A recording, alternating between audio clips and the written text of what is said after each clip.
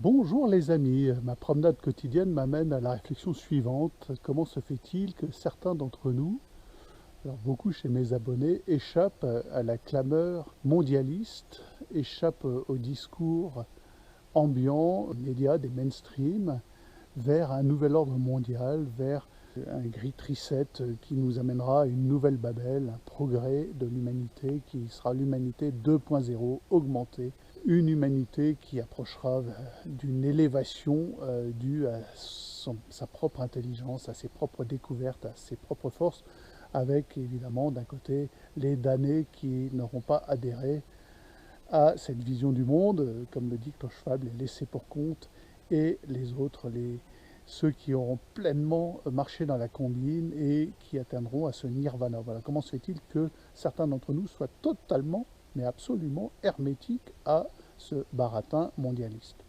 Bon, alors peut-être que nous sommes dans une erreur manifeste qu'il est bon d'adhérer pour notre bien, pour l'équilibre de notre corps, de notre âme, d'adhérer au discours de Klaus Schwab, peut-être.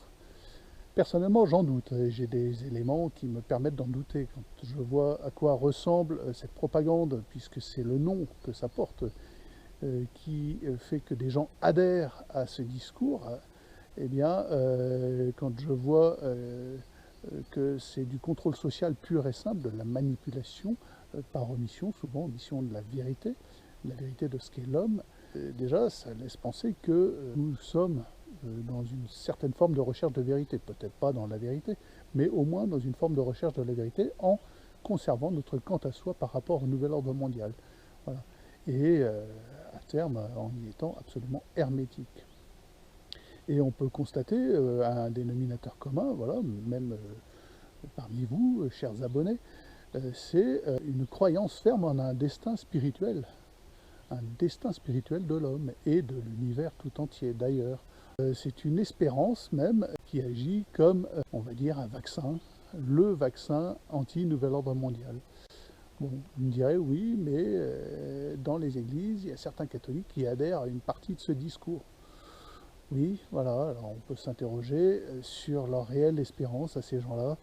Cette position anti-mondialiste, on essaye de nous la rendre intenable, on essaye de nous la rendre extrêmement difficile et de plus en plus difficile.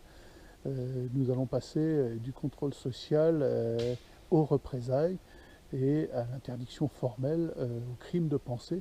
Nous y sommes déjà, mais qui sera puni, eh bien on ne sait pas trop de quoi. On peut craindre que ça aille jusqu'au bout, jusqu'à la punition ultime. On peut envisager ça au train où actuellement les choses évoluent, parce qu'elles évoluent très vite. Voilà. Donc, par quel phénomène, d'après vous, vous échappez, vous êtes hermétique au baratin du nouvel ordre mondial? Voilà. Moi, j'ai donné mon élément de réponse. Peut-être que vous êtes d'accord avec moi. Je pense que c'est une espérance en un destin spirituel de l'homme, en une vie éternelle qui commence ici-bas d'ailleurs, qui est ici-bas puisque l'éternité, elle est là autour de nous. Comment se fait-il que nous soyons immunisés? Peut-être que le simple fait d'être immunisé nous met à part et fait que nous pourrons rester tranquillement dans nos bases autonomes durables, dans nos montagnes, à regarder ce monde sombrer dans cette folie babélienne. C'est une option aussi, une option qu'on peut souhaiter pour nos enfants.